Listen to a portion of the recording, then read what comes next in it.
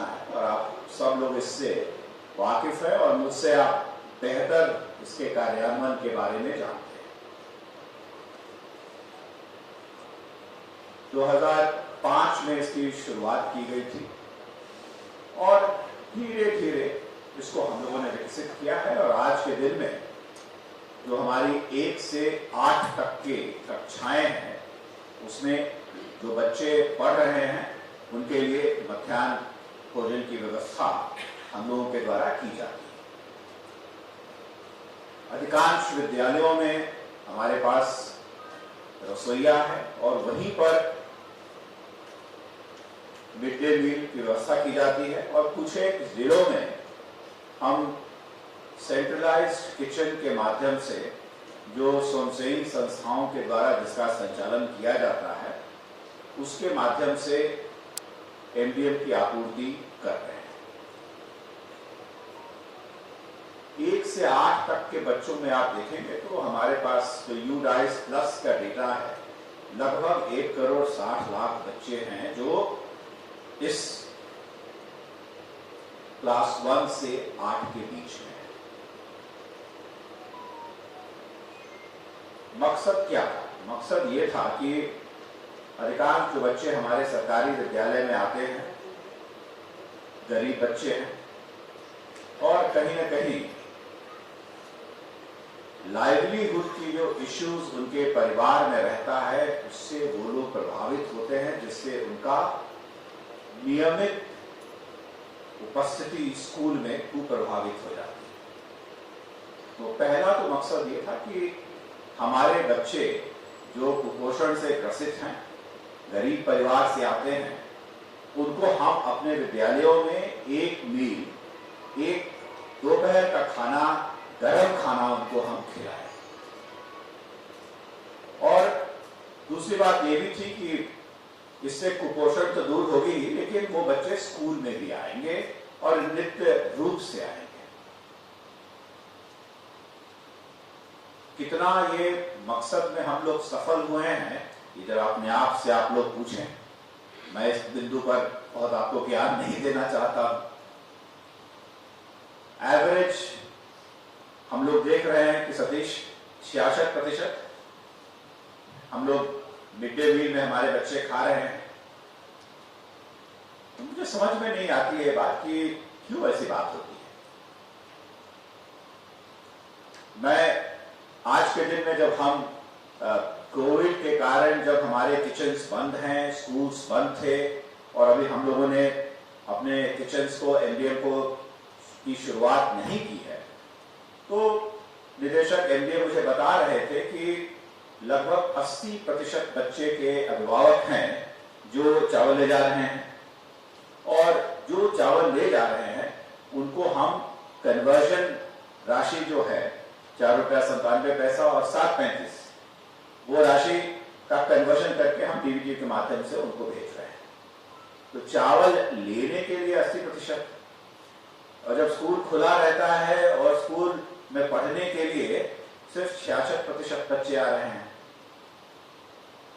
तो कहीं ना कहीं सोचने की जरूरत है। हम लोग कभी कभी क्या होता है कि हम लोग जब शिक्षा विभाग में रहते हैं और जो काम करते हैं तो उसको बड़ा पृथक रूप से सोचते हैं।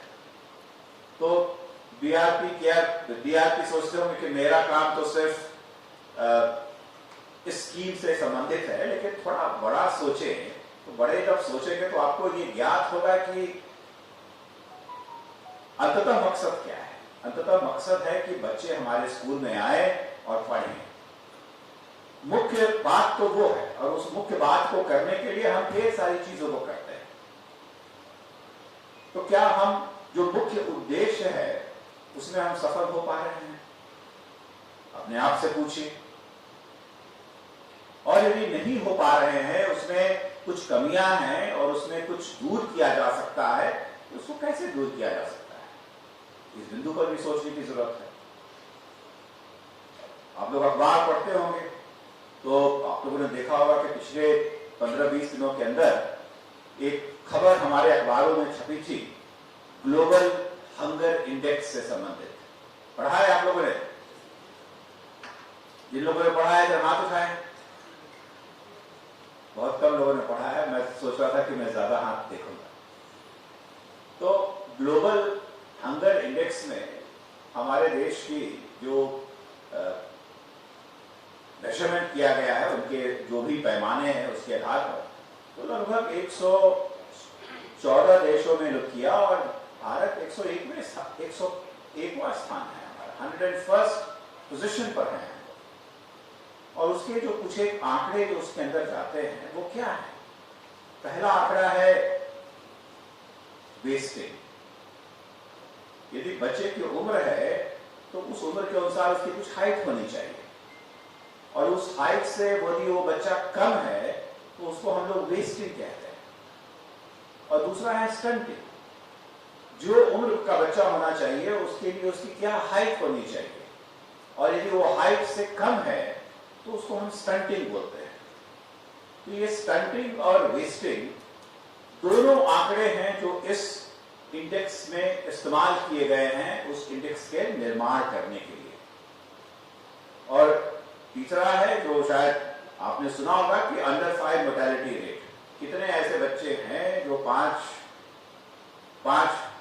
यदि 1000 बच्चे जो पैदा हुए उनमें से कितने बच्चे ऐसे हैं जो 5 वर्ष की उम्र के पहले मृत्यु को प्राप्त कर जाते हैं। इसको अंडर 5 मोर्टेलिटी रेट कहते हैं। तो ये अंडर 5 मोर्टेलिटी रेट भी इसमें कंपेयर होता है। और ये सब चीजें कहीं ना कहीं बृहद रूप से कुपोषण से जुड़ी हुई है। जब आप कुपोषित हो तो शरीर तो नहीं डेवलप करता है, लेकिन मस्तिष्क पर भी उसका बहुत बड़ा प्रभाव पड़ता है, और उस बच्चे की जो लर्निंग एबिलिटी है वो प्रभावित हो जाती है। तो लर्निंग एबिलिटी को कैसे दूर किया जाए, ये एक बात है हमारे पास। आपको याद होगा, हम लोग बहुत वर्षों से हम लोग करते आ रहे हैं, एक गोली खिलाते हैं अपने बच्चों को एल्बेंडाजोल, ताकि उसके बच्चे के पेट में जो कीड़ा है वो मर जाए।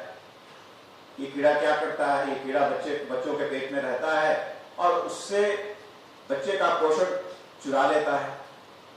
तो जो चीज बच्चे के शरीर में जानी चाहिए वो इस कीड़े के शरीर में चला जाता है, तो हम उस कीड़े को निकाल देते हैं। लेकिन इसके प्रभाव लर्निंग आउटकम्स पर बहुत ही ज्यादा पड़ता है। और पूरे देश विदेश में रिसर्च किया गया है कि यदि हम डिवर्मिंग करा दें तो बच्चों की जो लर्निंग आउटकम्स है उसमें अप्रत्याशित सुधार आता है, और अच्छा पढ़ेंगे तो जिंदगी में लाइवलीहुड भी प्राप्त कर पाएंगे। इसलिए बहुत आवश्यक है कि इस मिड डे मील स्कीम को हम बहुत ही बेहतर रूप से चलाएं। भारत सरकार के द्वारा इसके चलाने के लिए जो राशि का फ्लो होता है, भारत सरकार, ये आप जानते हैं 60-40 की स्कीम है। इस स्कीम में 60% राशि भारत सरकार देती है, 40% राज्य सरकार देती है। तो ये पैसे हमारे पास आते हैं विभाग के स्तर पर, यहाँ से हम उसको फिर जिलों को भेजते हैं। लेकिन योजना का कार्यान्वयन हमारे 70,000 स्कूलों में होता है, तो वहां से वो राशि वहां जाती है। तो इसके फंड फ्लो में भारत सरकार ने आज जो नई तकनीक आ गई है और आज जो डिजिटलाइजेशन हो गया है उसके तहत हम अब PFMS के माध्यम से कर रहे हैं, ताकि जो भी राशि फ्लो कर रही हो उसको हम ट्रैक कर सके।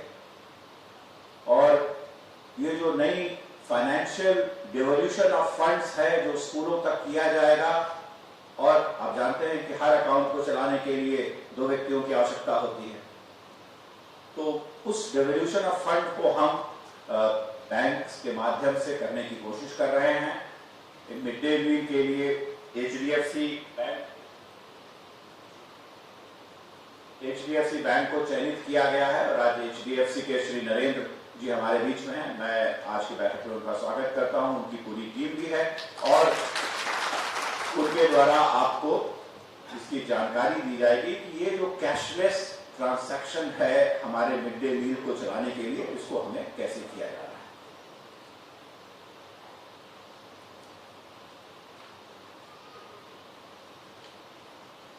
तो मैं तकनीकी दृष्टिकोण से क्या कुछ किया जाना है इस बिंदु पर मैं नहीं कहूंगा, लेकिन मैं आपसे ये अनुरोध करना चाहूंगा कि आपको चुना गया है as a master trainer. Satish, तो आप सीख कर जाएंगे तो फिर जिले में जाकर के अपने सभी कोलीग्स को आप इस स्कीम की जो बारीकियां हैं उससे आप उनको प्रशिक्षित कर पाएंगे। तो मेरी आप लोगों से पहला तो ये गुजारिश होगी कि मन में किसी भी प्रकार का कोई प्रश्न रहे तो अवश्य पूछे और एकदम स्पष्ट रूप से समझ लें कि इस स्कीम के तहत में राशि का फ्लो कैसे होगा। जब आप समझेंगे तब जाकर के अपने बाकी सहयोगियों को समझा पाएंगे। तो ये हमारे लिए बहुत ही आवश्यक है। इसलिए इस कार्यशाला को मत छोड़िएगा जब तक आपके मन में किसी भी प्रकार का कोई प्रश्न रहे। हाथ उठाइए, पूछिए, लंच के समय पूछिए, लेकिन सभी प्रश्नों का जब समाधान हो जाए आपके मन में तभी आप इस कार्यशाला से वापस जाए। मुझे इस बात का इल्म है कि हमारे यहाँ बहुत ही डीआरपी और डीआरपी के पद भी खाली पड़े हुए हैं और विभाग इस पर निरंतर कोशिश कर रहा है और मैं आशा करता हूँ कि 31 मार्च 2022 के पूर्व हमारे जितने भी डीआरपीज हैं और डीआरपीज के जो पद खाली पड़े हुए हैं उन पर हम सुयोग्य कर्मियों की नियुक्ति कर ले ताकि ये व्यवस्था जो है वो कंप्लीट हो जाए। मैं थोड़ा आप लोगों से ये भी सुनना चाहूँगा कि बहुत सी चीज़ें हैं जो हम यहाँ बैठे रहते हैं और उसकी व्यवहारिकता से हम अनभिज्ञ रहते हैं और आज स्कीम चलाने में समस्या होती है। यदि स्कीमों को चलाने में यदि किसी प्रकार की कोई व्यवहारिक समस्या से आप जूझ रहे हैं तो मैं चाहूँगा कि सतीश जी निदेशक एमडीएम 2-4 लोगों को ऐसे बुलाएं और वो लोग अपनी एक्सपीरियंस को हम लोगों के साथ साझा करें कि स्कीम को कार्यान्वित करने में किस प्रकार की कठिनाई हो रही है, तो हम लोग उसको विभाग के स्तर से भी दूर करने की कोशिश करेंगे।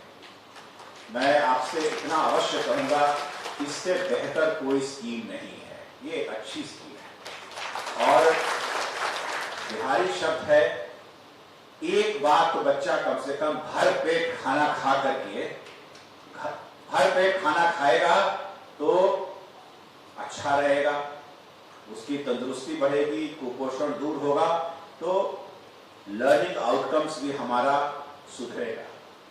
और अंततः ये बात अवश्य सोचिएगा कि आज आपको एक मौका मिला है व्यवस्था में सुधार लाने का।